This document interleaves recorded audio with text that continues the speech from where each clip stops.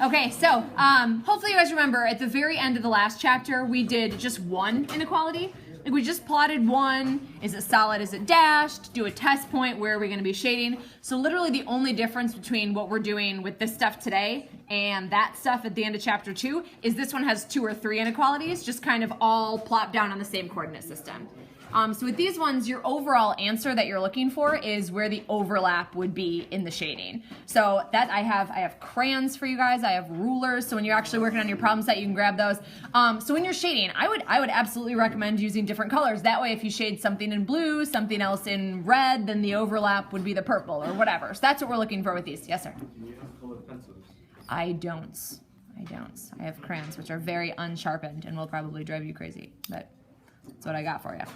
All right, so with these 3 inequalities, I purposely chose 3 different ones that are in 3 different forms. That way you can get a little bit of exposure and practice with all the different forms. So this first one, this is in slope-intercept form.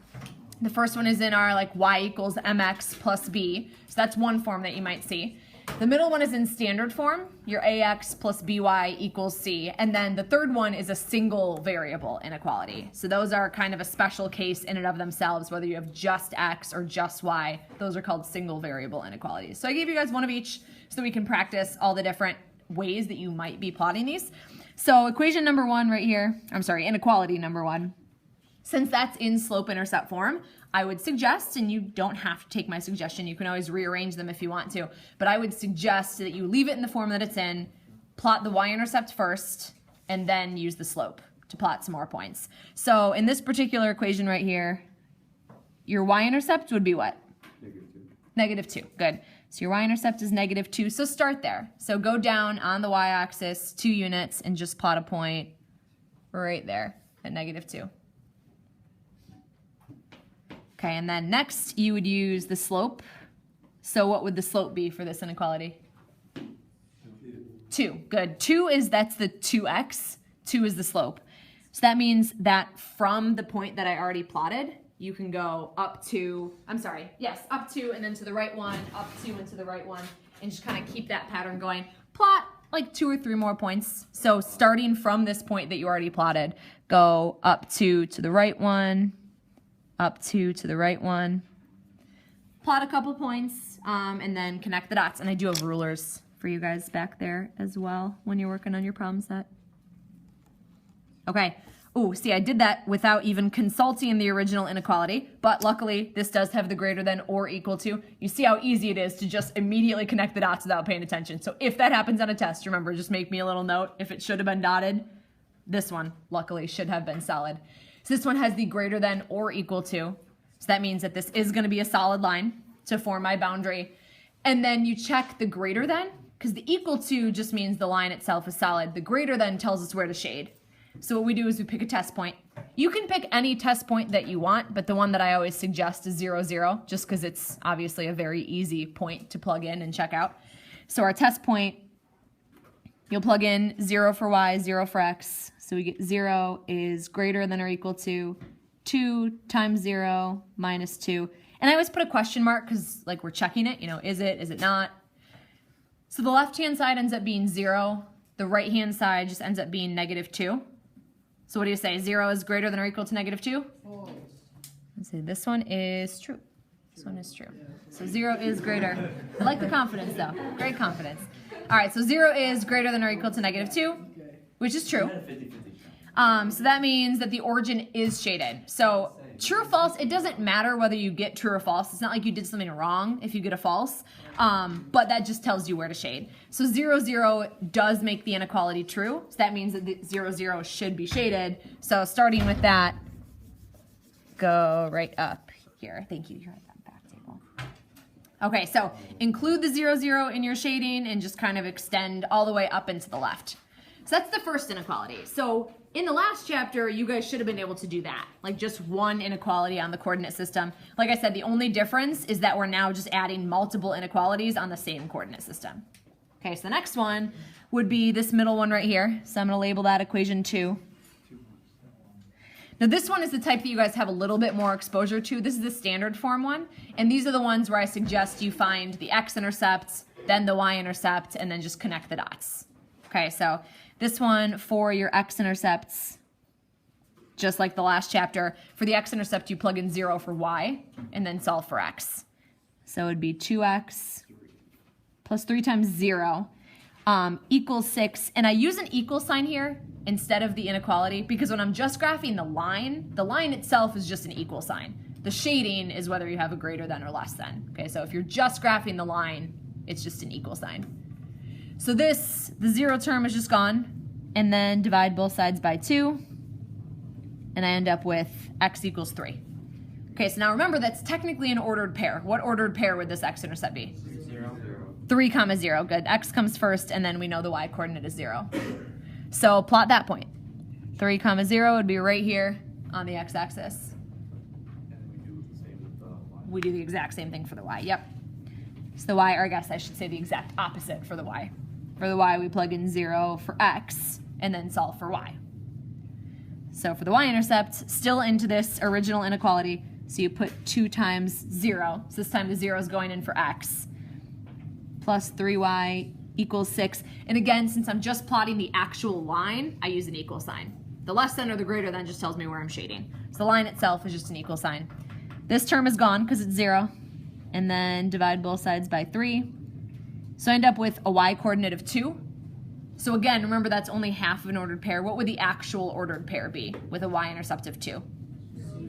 0, -2. Good. I have the 0 that I plugged in for x, and then the 2 that I just got for y. So that would be 0, 2, and plot that point. Okay, so now this one, connect the dots, right? You've got your 2 points, and you're going to connect the dots.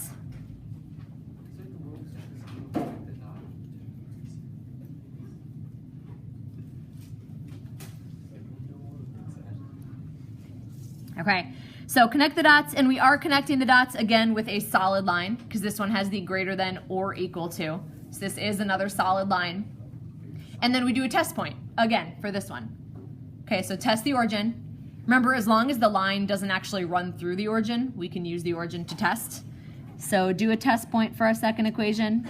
So plug in 0 for x, 0 for y. That's the point that we're testing.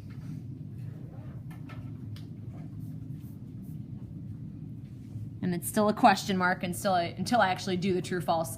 So this is 0, this is 0. Is 0 greater than or equal to 6?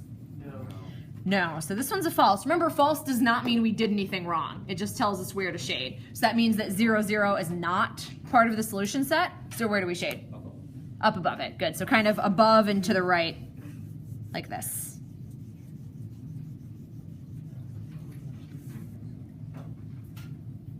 All right, so far the overlap is kind of in that upper triangle, up at the top part of the coordinate system right here. But we have a third inequality, and so that'll add a third piece into our overlap. Okay, third equation right here. This is what I call the single variable inequality. These are 2 variable inequalities. They have x's and y's, x's and y's. Anytime you have a 2 variable inequality, it's always going to be at some sort of diagonal like this. There's going to be some sort of slope because I have 2 different variables. So that means with each point, x will change and y will change because I have 2 different variables. Here with the single variable, one of your variables never ever changes. So here, the line itself is y equals 4. That means that the y value is always 4. Doesn't matter what other coordinates you're looking at in terms of x, the y coordinate will always be 4. So if the y coordinate never, ever, ever changes, what would the line itself look like? What do you think, Jacob? Horizontal. Good. So you'd go up to this y coordinate of 4 and then just extend a horizontal line. Careful, because that line should be dotted, good, or dashed. So it just extends the horizontal line like this. So that's a line that says y has to be equal to 4. Like anything on that line would be equal to 4. But since this doesn't actually have the or equal to, we use a dash line to show that that's the boundary. But then we won't go any further. Question? Can x be anything? X can be absolutely anything. Yep, because as you move through, so this is like 0, 4, 1, 4, 2, 4, 3, 4, 4, 4, all those different ordered pairs, but the y value is always 4. That's what they all have in common. All the x's get hit. All the x's get hit, but the y value is always 4. Exactly. What if my single variable inequality had an x instead of a y? What would that equation look like? What do you think? be vertical. Good. So just x is always vertical, just y is always horizontal, and then if you have a 2-variable inequality, that's where the diagonals come in, like these ones. Okay, so this one, we do a test point, test the origin. There's only one place to plug in the 0, though. So when we test it out, it just becomes 0 is less than 4. Is that true or false? True. That is true. That means the origin is part of the shaded region. So where do I shade in relation to that line? Below it. Good. So we shade towards the origin, which is taking us down here, this way. So you can see, like, since I used colors, and if you guys use colors, there are so many different regions all over this page. Like, we've got, this region is just green. This region is green and pink. This one's just pink, pink and blue, just blue, green and blue. But then you've got this middle triangle in the middle. That's all 3, and that's gonna be your overlap. So please, on a test, on a quiz, make sure that you are making that overlap darker or make it stand out. You know, do something to that overlap in some way to make it distinguished from the rest of the graph. So make it a different color, make it darker, you know, whatever you feel like doing. Just make sure that your final overlap stands out so I can see what your final answer would be. Okay, so that triangle in the middle is your overlapping shaded region. So if I just asked you to graph, this is what the graph would look like. We have one more question here. It says find the coordinates of the vertices. So the vertices are these like intersection points. So you've got one right here, you have one right here, and then one right here. And those are where the different lines are all intersecting each other. Okay, so let's start with this line right here. What about where this diagonal line intersects this horizontal line right here? Good, -3, +4. So we go left 3, up 4. So that first coordinate point, I would label that as -3, 4. That's this one right here. What about the one on the right where this diagonal line intersects the dotted line? That one's +3, 4. Good, so that's over at +3 and then up at 4. Good. This one's not right on one of the grids, but you could probably still estimate it. What would you call this bottom one right here? 1.5. Yeah. Okay, so the x value would be about 1.5. The y value is right on the 1, though. So this would be your final answer when they ask you to find. That's what the coordinates of the vertices mean. And that's the one you guys have that right above this in-class example. That was the last one that we did. Okay.